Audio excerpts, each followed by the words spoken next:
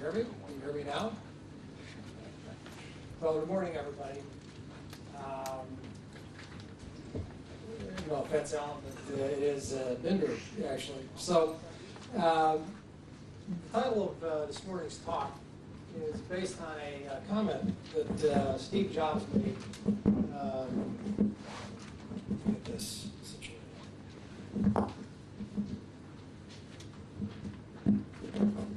Steve Jobs made a number of years ago when he was first introducing Next. Good. The Next Step operating system in this sort of canonical demo. I did a lot of work with the Next community, and one of the taglines of this demo was, well, their objects, it just works.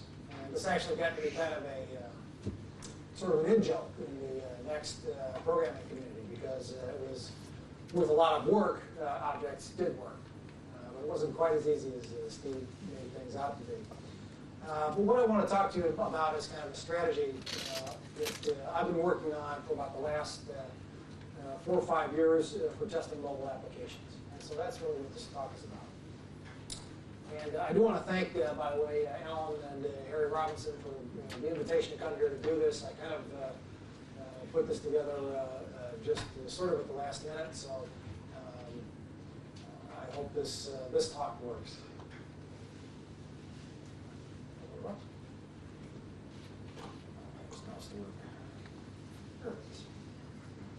So I want to talk a little bit about motivation, why we engaged in the production of the MTS framework, its design goals generally.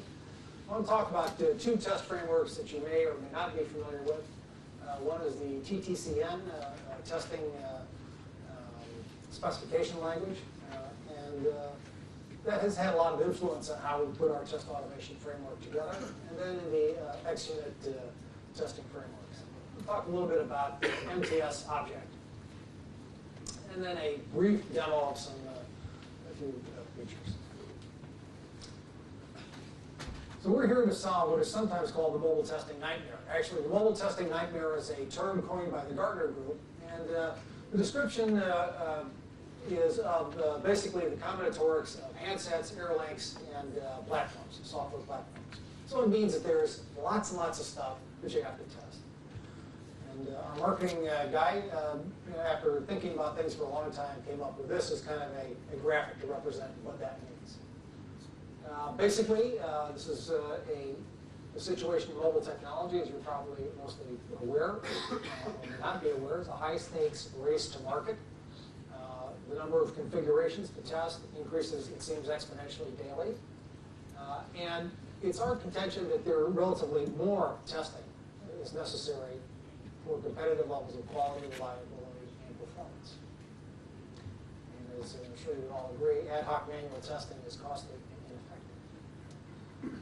By the way, I have 5 posters of the scary robot.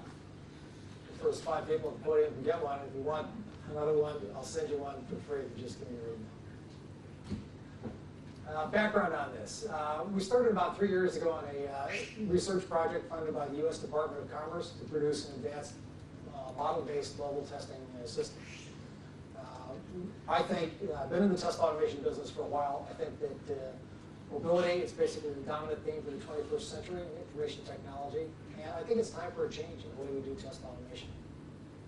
I think that the level of productivity we've accomplished with test automation technologies to date has been adequate for some things, but really there's room for vast improvement.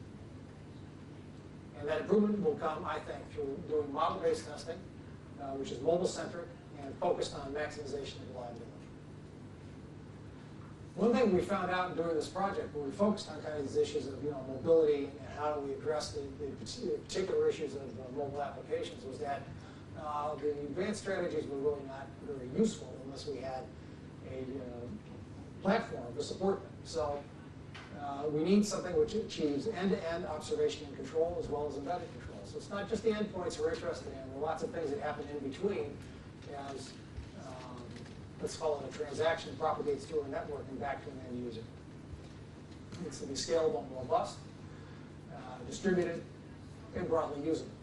These frameworks that are not usable and not sort of immediately accessible to their users are not going to get used. This is the architecture that we eventually evolved. This is a work product of quite a bit of thought and consideration. I want to just put this up here to kind of show you the sort of evolution of how we went through this. So the idea is that you have a single point of control for many different test agents, and the test agents in turn can control many points of observation throughout a network. The cloud and lightning bolt, of course, is not this weekend's weather forecast. It's to indicate that we're interested in testing both wired and wireless communication channels. The orange boxes are basically the interfaces on your test. The blue boxes are part of the system. And note that the idea here is that each one of these platforms is an independent, basically IP addressable platform. The things under test in a mobile application system, the kind of broadly scope kind of system that we're interested in testing, can be anything including cell phones, PDAs, desktops, servers, embedded processors, base stations, network equipment, access points, you know. So there's quite a wide range of things that you would like to basically interact with to do end-to-end testing of mobile systems. So design goals for our system. We wanted to be able to generate test objects from models. We wanted to generate the models from the implementation under test, as well as behavioral descriptions of the usage of the system. That's a longer story in and of itself. I'd be happy to explain to you why we want to do things that way. It's a somewhat different perspective on how to do testing. There's a necessity for separation of logical and physical concerns to achieve this broad and repeatable kind of object strategy. Interestingly enough, not only do things have to be separated kind of from these logical and physical concerns, but we have to be platform agnostic at the same time platform robust. And what that means is that we need to separate the interaction with a logical point of control from its actual binding to that. The binding has to be able to deal with variations and error and exception conditions. The same thing can be said for channels. In a wired world, when you're testing the internet, channels, actually it's gotten to be so reliable, you can almost pretend that it isn't there. But in the mobile world, of course, maybe who uses a cell phone, I think can appreciate the data communication channel is quite a bit of variability in it. One thing that's critical in testing mobile apps is the handheld devices. The mobile devices are still very resource constrained. Resource utilization on these devices matters. You need to achieve distributed control. You need to have the ability to not only just drive one particular user interface on one workstation, you need to be able to drive multiples at the same time throughout an entire network. And usability is really critical in any system. There are lots and lots of systems, both large and small, commercial and research, that ended up being shelfware because they're basically somebody's grand scheme that they thought was really great, but nobody else did. So we really are paying a lot of attention to what we're doing and trying to find things that work out of the box and a great experience for the users. And actually, we're trying to think of ways to present testing systems to end users in a way that basically changes the whole experience and kind of perspective on testing.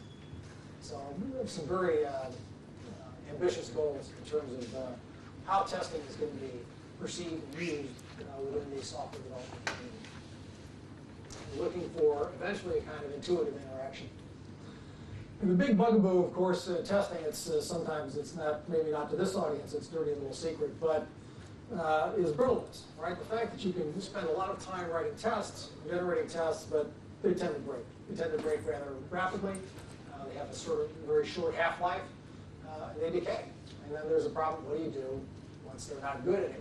How do you keep them up? This kind of discussion, point of yesterday's talk. I thought that was a very interesting way to deal with that issue. These are things that we wanted to address. These are kind of major problems that we saw in creating a test automation framework to achieve the kind of testing I mentioned. Oh, and then composing. we'll talk a little bit about TTCN3. This stands for Testing in Test Control Notation. This is an international standard adopted by many European standards organizations. In North America, it doesn't get much traction, mainly because the manufacturers and the telcos didn't have to pay attention to it and have found other ways of doing things. It is an abstract specification. It is a kind of structured and procedural paradigm for the expression of test cases. It has proven support for very complex scenarios because of the kind of application history it has had. It has proven support for concurrency. So you can deal with very complex test cases. You can deal with situations where multiple things are going on at the same time, and how to express stimulus and response expected in those circumstances. It has embedded with the ASM1 data standard, which maps to XML. It's a packed kind of data standard. It's a useful sort of extra. And it is in routine use in very high reliability applications. For the most part in telecom, but increasingly in things like Wi-Fi, Bluetooth, etc. So it's not really an application-oriented test framework, but it's one which is used in a lot of infrastructure stuff. It's used to do rigorous conformance testing. The interesting thing about it is that basically the test suites are designed sort of through a collaborative process within standards bodies or in industry associations. So you get one test suite, for example, which is defined for the Bluetooth protocol. And then this same test suite is then parceled out to the participants, and they all generate their own implementation of it. So you have one common test suite, which is for the protocol, which has many bindings to lots of different things. I thought that was a very interesting property of this. It was basically achieved through its separation of concerns.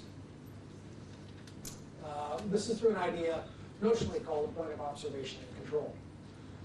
This goes for something called basically an abstract interface specification. So it provides each user of the test specification a means to bind their particular implementation, their physical interface, to an abstract interface. So there's built into TTCN this idea of a logical interface as well as a physical. What that means is that the same test suites can be used on many implementations. If you think about that, that's really a very useful property. Right? We've had a lot of discussions with customers who said, you know, it would be great if I could take the same test suite, functional test suite that runs on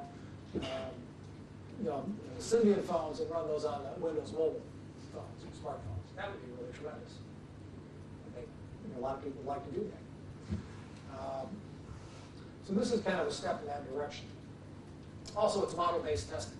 It's one of the first, and I'd say probably the most widely used and successful model-based testing tool around. There are people who routinely generate TTCN test specifications from message sequence charts, finite state machines, lots of other stuff. The TTCN, however, is not executable. So you have to go through a compilation step, which basically takes the specification and translates it into something which is executable. And then usually the target output of that is the source code, C++, Java, what have you, which then needs to be compiled and run as an implementation.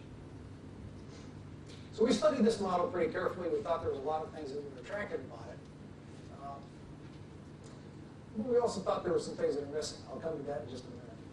Here's the incremental testing framework. I'm sure that all of you are familiar with this in terms of things like JUnit, or one of the other, I think, close to 100 implementations of this basic pattern. So here, UML diagram. Basically, the observation in this is that we have composable test objects. Right? That's the key element of this strategy. So that because we have a common interface for test object, the test object is inherited by test suite and test case. All of my test objects, my test suites, all respond to the same messages. So this provides us with composability. So we can truly create and reuse test suites very rapidly.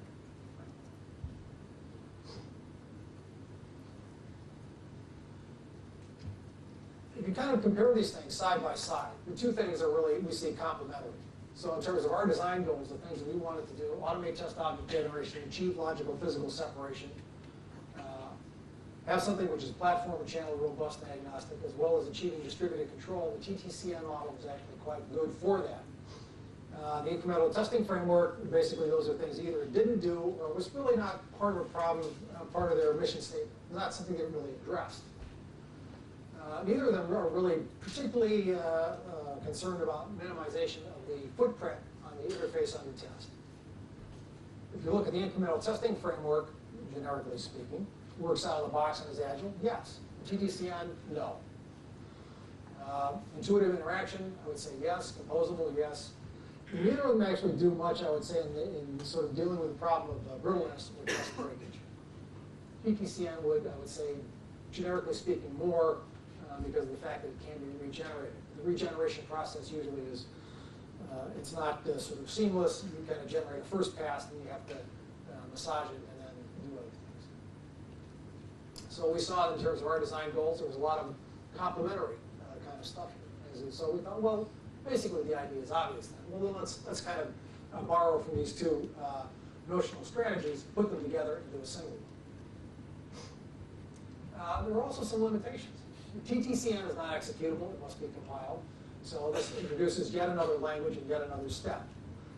Logical to physical implementations are out of the scope of this framework. So in other words, if you as a user have a particular binding to say some oddball register that turns out to be a bit shifting serial interface that provides the message string, you have to provide that. And that has to be a library that gets built into your implementation. It is modular, but it's not composable. And this is basically because TTCN is kind of a structured procedural paradigm. So it's not composable in the sense that objects are composable. The incremental testing framework is interesting. Test suite, after I started working with this for a while, I thought, gee, the test suites are great. I'd like to do some more exotic things with them. I'd like to sometimes run test suites or not run them. And it turns out that most implementations, I'm sure that there may be exceptions to this, but most implementations of the incremental testing framework, the test suite is basically a static list of other test objects. You cannot easily, in the structure of most incremental testing frameworks, say, I want to run this one this time, but not always. I want to do this one X number of times. And by the way, I want to determine which member of the test suite at runtime. Dynamically bind that and figure out which test object I'm going to run. So the execution strategy of most incremental testing framework implementations that I've seen is not control composable. So we have objects, that's great, they're composable, but we sort of ignored all the stuff that we learned a long time ago about the iteration, sequence, and selection. Sort of the fundamental principles of programming are left out of the picture. There's very tight coupling with the interface under test, of necessity, right? Because these frameworks are designed for for basically for developer unit testing, where there's an assumption that you know what the interface is, and that's it. That's what you care about. You're writing classes, and you're going to interact with them. So necessarily, the coupling is very tight. The class interface changes, your test have to change. It's greedy in terms of resources. There really is no in general, in incremental testing frameworks, resource utilization, how much the processor and memory that you use to run the test relative to running the application is not a concern. It just isn't. And that's really a function of the kinds of computing hardware we run these things on typically. They're language-centric and developer-centric. So every one of these incremental testing frameworks is very much a tool which is a creature of the language which it supports, and the developers who are thinking in terms of that kind of implementation strategy. Well, these things don't really fit our particular paradigm, so some of these issues are things that we had to deal with.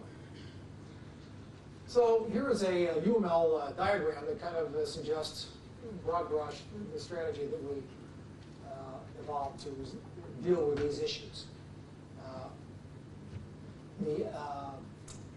I guess kind of in summary, the way in which we integrated some of the logical to physical notions of TTCN were through the idea of adapters.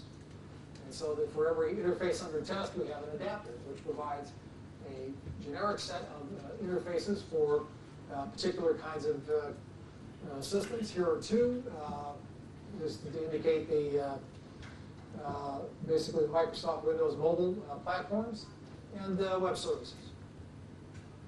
On the other side, we have test object. There is, in our strategy, no test suite. Why? you mean I can't learn multiples? No, au contraire. We only have one kind of test object. And I won't go through basically a detailed discussion of all these methods, but the idea here is that we have really a fairly simple test automation strategy. Behind the scenes, however, there's a lot going on. Try to suggest to you what some of those things are.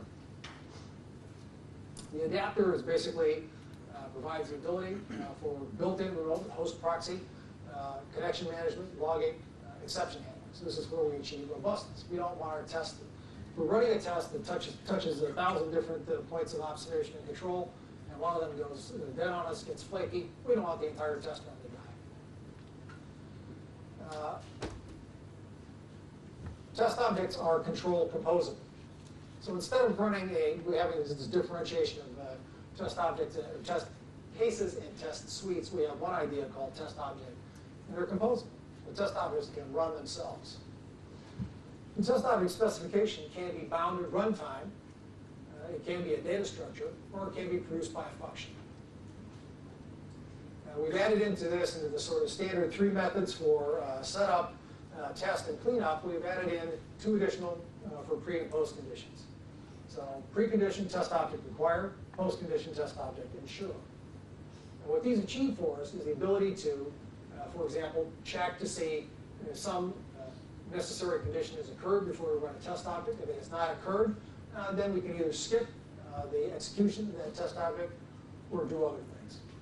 So this means that we can, again, for the sake of robustness, avoid attempting to run a test when it would otherwise cause an error or failure. Same thing with ensure.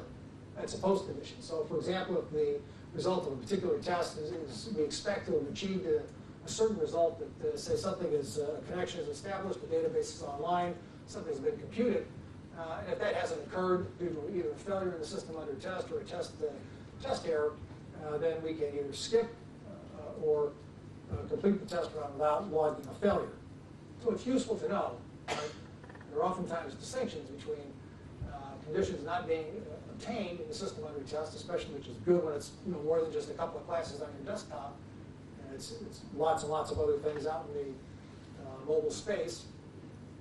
We would like to be able to have a higher degree of control over how that executes. We put into this also a so-called data-driven testing. And the idea here is we have so-called data providers, and the data provider argument can be overloaded to be a literal, a variable, or a function. So we can basically then stream down to any of the interfaces under test in a logical manner without having to worry about the actual interface binding a particular string. Our framework uses TCL, also known as Tool Control Language, or TCL, in the object-oriented form of that called incrTCL for test object. And so this means that we can take any TCL expression from any TCL package, any TCL interface, and integrate it into a test object. So of necessity, we have then the ability to talk to a very wide range of things in the software universe. TCL has kind of gotten to be a de facto standard in the test automation business. There are many large organizations where there are literally millions upon millions of lines of TCL that are used daily for test automation processing. We outputted XML test run log instead of logging or generating a test log object. The log is parsable and usable after the fact. And this framework, of course, can support lots of different kinds of conceptualization. So it can be used for class development testing, works just fine for that. And we can wrap classes of any kind. Or we can do, as was suggested yesterday, we can kind of talk about stories. The test objects are basically one size fits all. We will eventually be putting a wrapper around this to kind of help people construct basically tell stories and then generate test objects to go along with it. I'm going to do a short demo now. Let's see if I have this loaded up properly. I don't think I do, so you just have to give me one.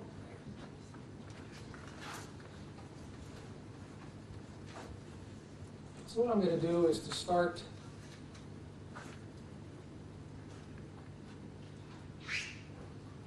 on the parts of the system. And start a test agent.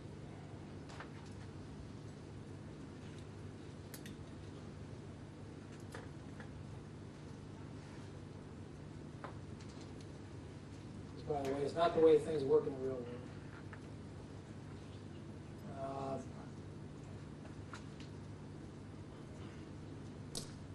So here is the test agent. Let me just mention a few things, salient things about this user interface. It is familiar perhaps in some ways in the way that a typical XP test runner might look. So in fact, here I've loaded up a test object.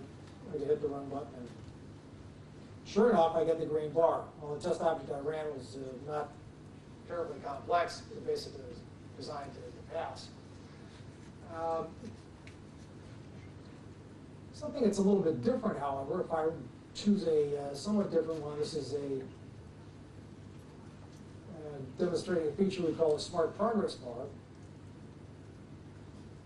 This is a test object that does a couple of things. First of all, it passes some check functions.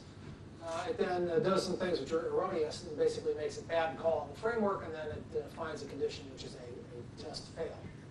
And so we get, instead of one single color here, we get basically colors that indicate roughly to indicate the point in which the test execution stream, this particular condition occurred. Because we can do things, because our objects are composable, actually introduced a whole lot of complexity. I started to have an appreciation for why the static limitation of test suites actually is probably a good thing. It simplified the creation of the incremental testing frameworks considerably. Because once you sort of adopt and say, well, a test suite can now be anything. I can have any kind of sequential control with that I want. Well, so now I have to provide a arbitrarily, you have to have the, basically, and it's almost like creating a small interpreter. So you have to have the ability to support a runtime stack of arbitrary depth. If you have something that happens in the call tree, you have to be able to unwind that, handle exceptions, etc. So the amount of complexity is actually caused by having control composable test objects was not trivial. And it turned out to create major headaches in doing this progress bar. So that progress bar is simple, right? Well, it's simple when you have a deterministic number of things to do. When you have a static list of test objects to run, that's deterministic. You can count them and say, well, if I've done 5 out of 50, I'm 10% done. That's easy. But suppose you don't know how many you're going to do. When you introduce full control composability, then you introduce necessarily non-determinism. So it turned out that we couldn't compute the simple thing with the progress bar with these. So we have kind of a little bit of a, we look at that in the top level execution and kind of relate our progress relative to that. We do have a feature here called one-click repeat. So I'm going to spin up to a small number and give you some indication of what this is actually kind of handy to do things like this. So now if I run this, the same test object, you can kind of get this, you can kind of see that I have a rough approximation of where within this test run, this composite test run, of where my failures, errors, and passes have occurred. So you can get kind of a rough indication of progress. And when you're running a large complex test suite, we found that to be very useful. The other thing that's worth pointing out is that the remote host, basically this is an interface to the adapters.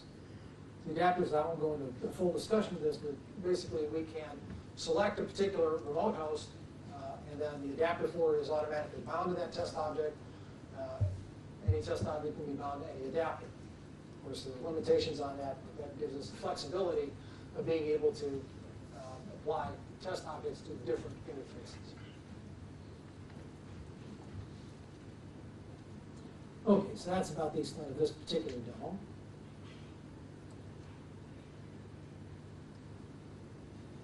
All right, a couple of notes.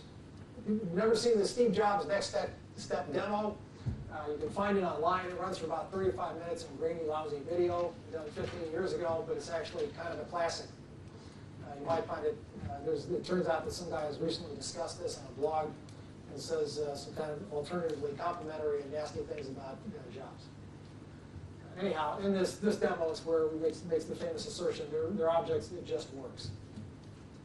Anybody here develop the next step? Okay. All right, there's a few of us. A very interesting platform. By the way, most of you are using Mac OS 10. You look inside of that, you'll find something called NS Object. That's the next step platform. It still lives. There's the mobile testing nightmare poster. If you want one, I'd be happy to give it to you if you want. If I don't have enough, send me an email. And you can send me questions about this at bobbinder@nverify.com. That's basically my story for this morning. I'd be happy to take any questions.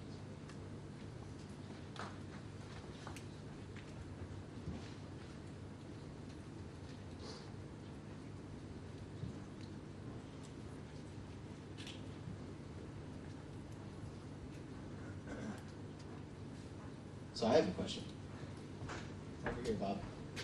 So, so what platforms are you currently supporting right now? Windows Mobile, web services, in terms of handsets. And we've also just recently started doing barcode readers and lab instruments. So we've had some specialized requests for those particular interfaces. The thing that's interesting about this particular system is now that we have the platform, and we say they're objects and they just work. For us, the adapters are basically instantiating a new derived object of the adapter class. The work of that is not trivial. It's a fair amount of work to get that binding right. It's very platform specific, but once we have those banged out, then they plug in the rest of the framework and we hope they just work. Uffe from Motorola. What kind of test interface do you use into the mobile platform, mobile Windows platform? What kind of? Test interface. What kind of interface do you use into the system for testing? Well, it depends on the particular system. The handhelds we're testing now, we send in, we basically replicate all the key input events. In our prototype system, we also basically control the entire RF stack. We don't do that in our production system. We also basically provide a frame grabber video interface. And you then mentioned that you would think you could reuse the test cases on across from Windows Mobile to, for example, Symbian platform. Wouldn't those have to be rewritten? Obviously, you can implement an interface that grabs the screen on both, but we think that it's possible to do with limits. With our current implementation, we have some plans to further push the boundaries of the logical physical abstraction layer to achieve that goal in a larger sense. But in particular with graphic user interfaces, as you probably know, this is a big challenge. We've taken a first good step in solving that in a general way.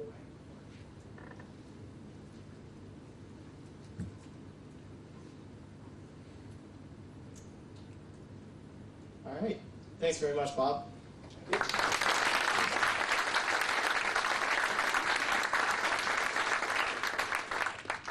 We have a break now.